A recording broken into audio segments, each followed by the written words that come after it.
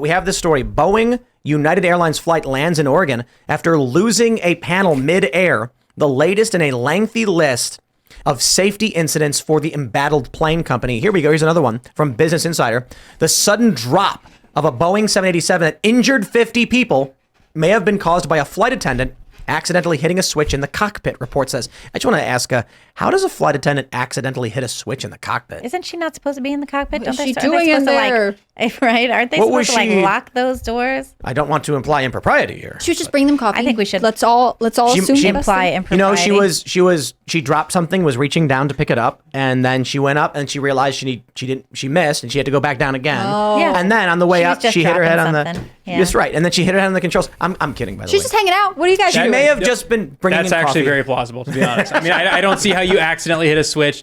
I mean, there's switches all over on those cockpits that you wonder how they even fly the plane. Or what if it's like the Alaska Airlines guy who was I guess you could fall. Turbulence, you could fall. Your butt hits a bunch of switches. There could be an accident. But what if it's like the Alaska Airlines guy who was riding whatever the jump seat and then he all of a sudden was like, I can't do this, ripped his headphones off and pulled it. Do you remember the story from a little while ago? Yeah, the Alaska Airlines guy. He said he hadn't taken drugs in several hours. He was just having a hard time and hadn't been sleeping. He was the one charged with attempted murder at one point. I thought he was on shrooms pled down. He was 3 days before. I don't know how long it lasts. But I mean, you know what I think is going to be really trendy this year? The road trip. I feel like that's really making a comeback.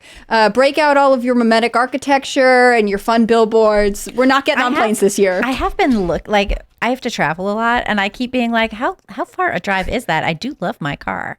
I did that recently because it's like when you have to go to the airport and then you're at the airport and you have to go away from the airport. You got to factor in that time. You got to factor in the sitting around time. Depending on the flight length, you could do a 6-hour road trip in the same amount of time it would take you to fly somewhere. I just drove 9 hours the other day. I was like, it's totally fine. So my questions on this are, one, does anyone here know, because anecdotally this does seem like it's happening a lot more, but does anyone know statistically how much more frequently this is happening?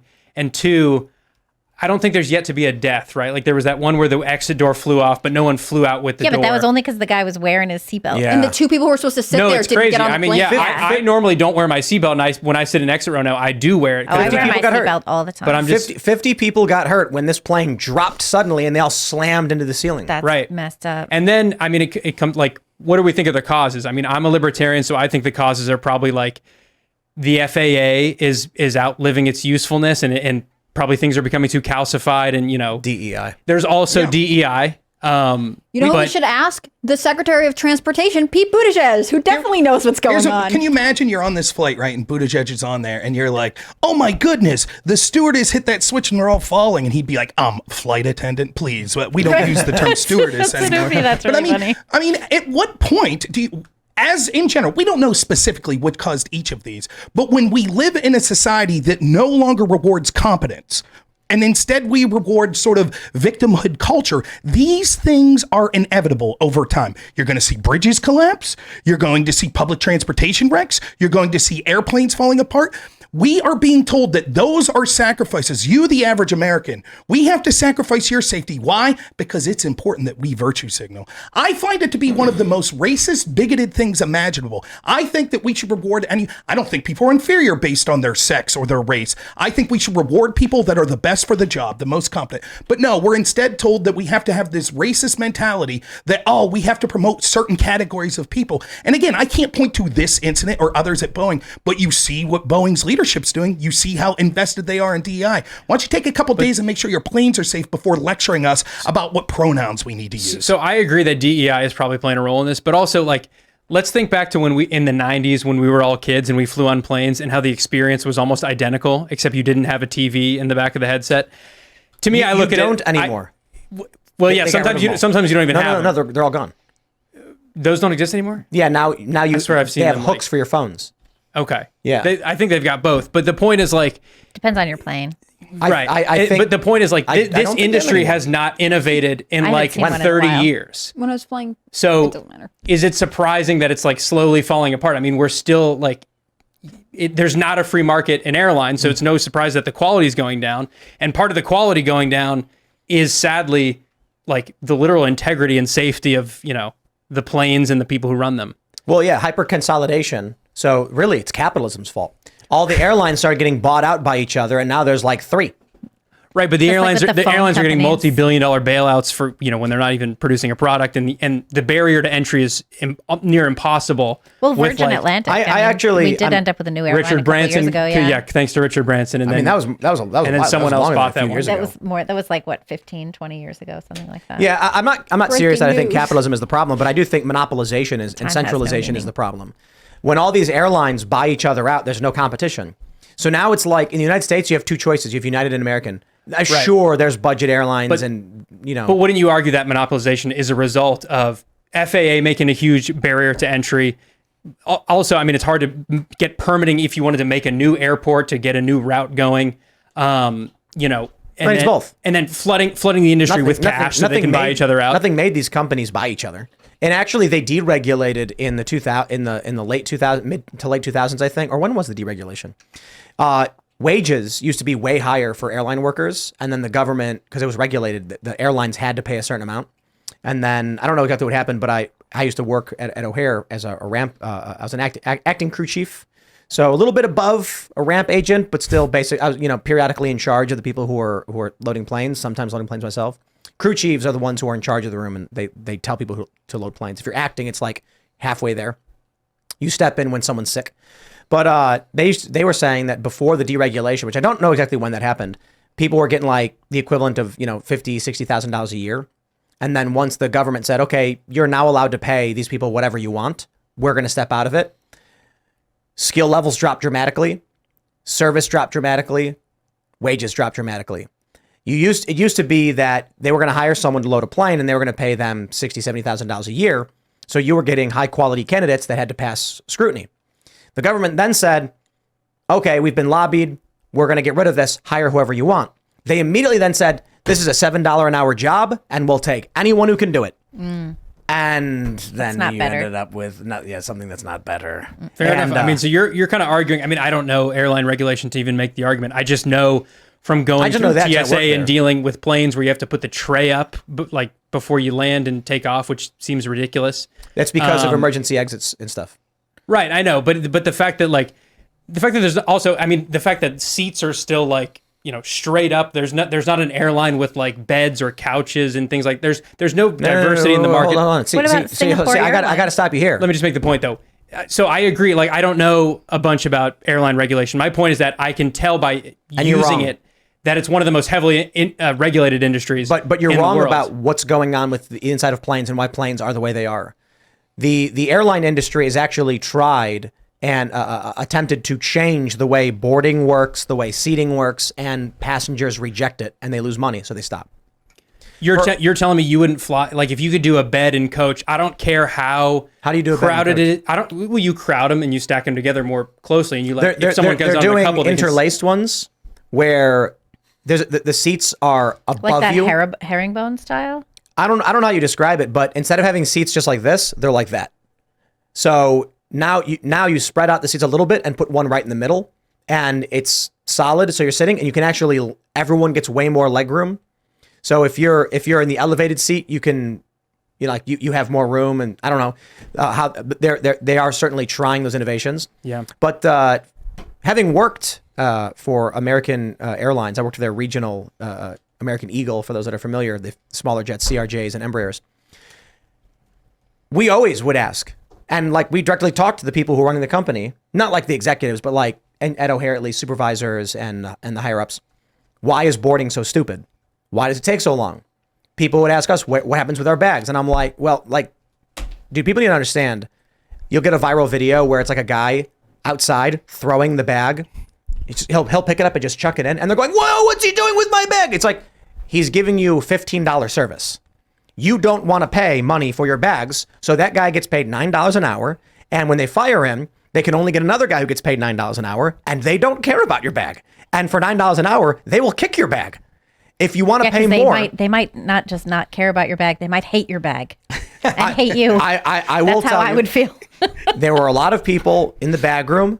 So the bag room is where you sit in a chair and there's a conveyor belt, and all the bags are going across, and everyone has a zone. Behind them, they'll have 2 or 3 bag carts, and it'll say above it something like OR. No, it wouldn't say ORD because you're at ORD, but it would say CIT, CVG, or whatever. Those are your cities. If you see a bag with that city, grab it, load it on the cart. Those are yours. This one goes out twice a day. This one goes out twice a day. That one goes out once a day. Right. And there were guys in the bag room who would sit there and they'd see a big bag that weighs 50 pounds. And so what they would do is, as it's coming on the conveyor belt, they put one arm on it and then they spin to generate centripetal force and then boom, throw it ka-doom, into the cart and then sit back down because they were getting paid $9.75 an hour. When we'd ask like, hey, how come they don't pay more? It's like, so in order to actually be profitable, coach seats aren't actually that profitable. Business and premium economy are where they make most of their money. First class is I think actually very relatively low profitability, and coach is moderate, but business and premium are where the bulk of profit is generated. So they're like, there's a reason why we charge money for having your bags checked. We got to pay the bag checkers, right? Well, we can afford to pay them this. And then people make the argument, well, they're making all this profit. They're making billions in profit. The point is, certainly you can argue they can shave off their profits for their shareholders, but then there's fiduciary responsibility of the company to make sure they get a return to their shareholders where they can, which means they're always looking at ways to cut costs. Then here's what ends up happening. One of the easiest examples of the inefficiency of airlines is it would actually be more efficient if an airline just said, boarding has now begun, have fun, and let everyone just randomly storm in. That's more efficient than the way all the airlines do it now. Southwest is a different system where it's like you line up from like a row number or something and you choose whatever seat you get to. You have like a criteria or something. Mm-hmm. The way we board now is based on customer request. People don't want to board without their family and friends. So if we set up a more efficient system where it was like all window seats board, then all middle seats board, then all aisle seats board, that would be the fastest way to do it. But that would mean that husbands and wives would be split up. Parents and their kids would be split up and they all reject it outright. They're unwilling to accept these changes. And that's why everything is the way it is, because this is the highest return for the business over the past 70 years or whatever. Right. So those things are fine. And I didn't mean to like start this deep dive into the airline industry. Like, I'm not talking about the logistics of bags and boarding process. I just mean, I'm a bit surprised that like the interior of planes and the experience is roughly the same as it was in the 1990s. Because people don't want it. Well, I mean, I want it. Like the experience in terms of the quality has not changed. They got rid of the quality of the seats, the quality of the planes too. I mean, the planes. People don't want it. The reason why budget airlines are becoming so prominent and getting so much attention now is because people are like, dude, I will stand up if you give me a flight for $50. That was what the Ryanair guy said. it's short. Remember Right. that the budget airline in Europe? He was like, everyone was like, he wants people to stand on the plane, and he was like, look, if you look at it, some of our flights are like 45 minutes. You're just literally jumping to the next country. You could stand for about that long on a bus sometime. Well, Why not? And people on want Amtrak too. Like I used to take the train from New York City Yeah. to Philadelphia a lot, and I would stand the whole time if there were no seats, like whatever. And even more if you take New Jersey Transit to the SEPTA in Philly, like you could do like that. And if that's crowded, just stand. But you're paying $15 to get that whole way. But let me just ask you, Liam, why don't you fly first class? Well, I mean, because first class is absurdly expensive. I mean, I don't think that the sorts of things I'm talking about, and again, like a lot of this is just kind of speculation. I don't think the sorts of things I'm talking about would be as expensive as first class. I think you could layer people into an airplane with beds where couples lay together. I'm talking very tight, like it'd be a little claustrophobic, but at least you could lay down so you're not sitting up straight for the whole flight. I think you could do that for much cheaper than first class. It might be a little more expensive than coaches now, particularly on like Allegiant and the budget airlines, which I love for short-term flights. I'm talking more about business class, premium economy. Yeah, I mean they're absurdly expensive. I think for how much. I guess the idea you're presenting is they should create another class. No, there should be just competition in the market, and you're saying there's no competition because it hasn't.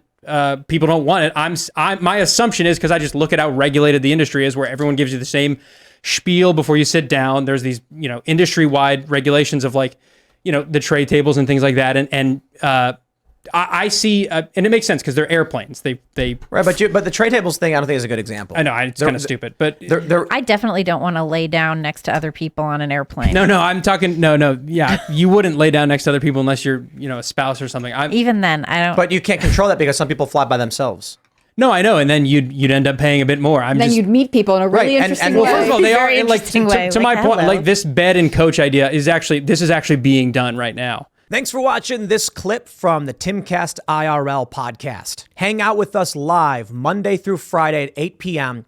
and become a member over at timcast.com for uncensored, members-only shows exclusive. Thanks for hanging out, and we'll see you all next time.